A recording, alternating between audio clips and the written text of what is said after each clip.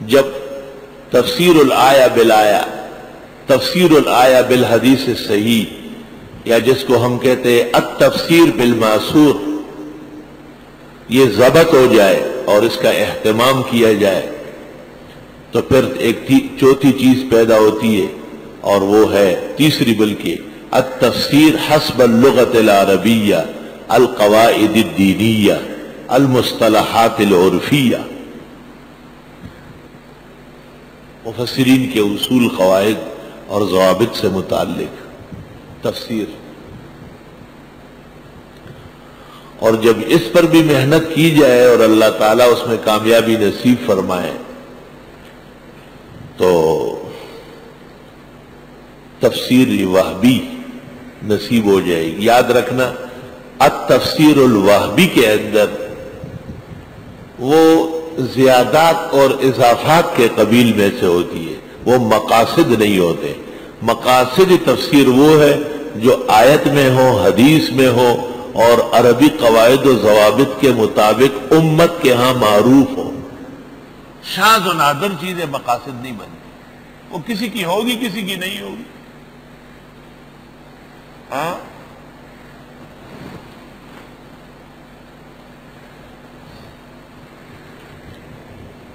نور، روشنی اور روح کی مساعدت ہوتی ہے۔ زرچ خدے کاندی روخانہ جام د جمشی او پدے جام کے ورخارہ تمام عالم شی۔ اللہ تعالیٰ سب روشن کر دیتا ہے۔ دور آخر میں ہندوستان کے علماء میں حضرت مولانا انور شاہ صاحب کو اللہ تعالیٰ نے بحر و بر کے تمام علوم سلف کی طرح بلکہ بعض جگہ ان سے بھی زیادہ عطا فرمائے ہیں۔ اللہ، ان سے پہلے شاہ عبدالعزیز صاحب دہلی میں، اللہ، اور ان سے پہلے ہندوستان کے بڑے اکابر علماء میں سے اور اولیاء میں سے مجدد صاحب، ان پر بھی علوم منکشف ہے بالکل۔ عبدالوہاب شعرانی کے استاذ تھے علی الخواص، عبدالوہاب شعرانی جن کی کتاب المیزان الکبریٰ علماء میں بڑی معروف ہے، ان کے شیخ ہے علی الخواص۔ ان کی ایک تفسیر ہے تفسیر ابریز، بہت حیران کن تفسیر ہے۔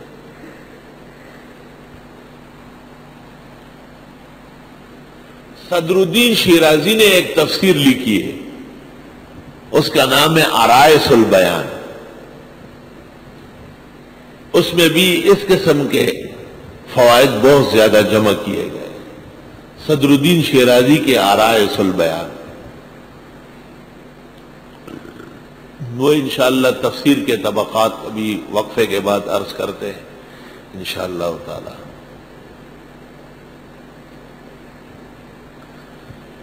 تفسیر میں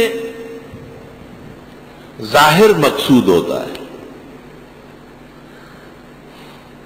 اور کبھی کبھی ایک آیت کے ظاہر کے ساتھ باطن کا بھی اشارہ ملتا ہے اور مفید ہوتا ہے، وہ دین کے حق میں ہوتا ہے، اس کو کہتے ہیں تعویل۔ تعویل آل یعولو کے معنی لوٹنا ہے، اور اول یؤولو کے معنی آتے لوٹانا، متعدی۔ وما یعلم تاویلہ الا اللہ والراسخون فی العلم یقولون آمنا به کل من عند ربنا وما یذکر الا اولو الالباب۔ کہتے ہیں کہ تفسیر کا مطلب تو ہے توضیح الآیت بالمنقول، توضیح الآیت بالمنقول تفسیر، و توضیح الآیت بالمعقول تعویل۔ آسان آسان چیزیں ہیں۔ کبھی کہتے ہیں توضیح الآیت علی وجہہا تفسیر، وتوضیح الآیت عن وجہها تعویل، توضیح الآیت علی وجہها تفسیر، وتوضیح الآیت عن وجہها ظاہر سے ہٹانا یہ تعویل ہے۔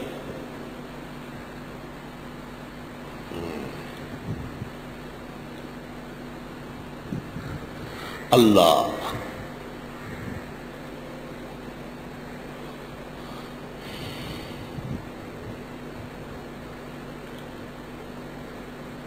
کبھی کہتے ہیں توضیح الآیت حسب الظاہر تفسیر، وتوضیح الآیت حسب الباطن تعویل۔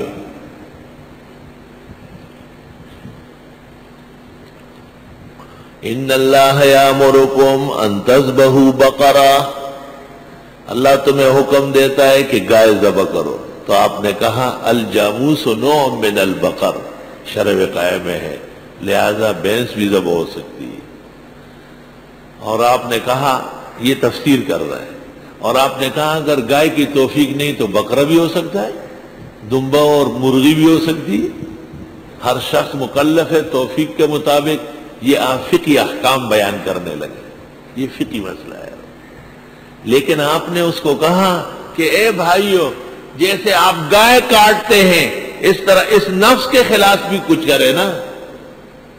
ان آدھا عدو ما بین جنبی، یہ دو پہلوؤں کے درمیان جو دشمن پکڑایا آپ نے، اس کے ساتھ بھی تو کچھ محنت کرے، اس کا سر بھی کچھ لے۔ یہ تعویل ہے۔ اب بقرہ بول کر نفس مراد لینا کوئی جواز نہیں ہے اس کا، اس لیے توضیح الآیہ عن وجہہا ہے، تفسیر الآیہ بالباطن ہے، بالفوائد ہے۔ آئی سمجھ؟ اللہ اکبر و کبیرہ۔ آپ اندر بیٹھے ہیں، ایئر کنڈیشن چل رہا ہے، پنکھے چل رہے ہیں، ٹھنڈک ہے نا خوب ماشاءاللہ۔ باہر نکلیں گے تو گرمی ہوگی۔ باطنہ الرحمہ وظاہرہ من قبلہ العذاب، تعویل۔ آپ نے تعدی پیدا کی مفہوم آیت میں، بعض اغراض کی طرف لے گئے، کوئی حرج نہیں۔ وَأَحْسِن كَمَا أَحْسَنَ اللَّهُ إِلَيْكَ، آپ نے کہا ہم احسن العلوم آئے، ہمیں بہت خیال رکھنا ہے۔ لفظ احسان سے آپ نے استدلال کیا ہے، یہ تفسیر ہے۔ اور مطلق خیر مراد لینا یہ تعویل ہے، ہر خیر اور اچھا کام مراد لینا یہ تعویل۔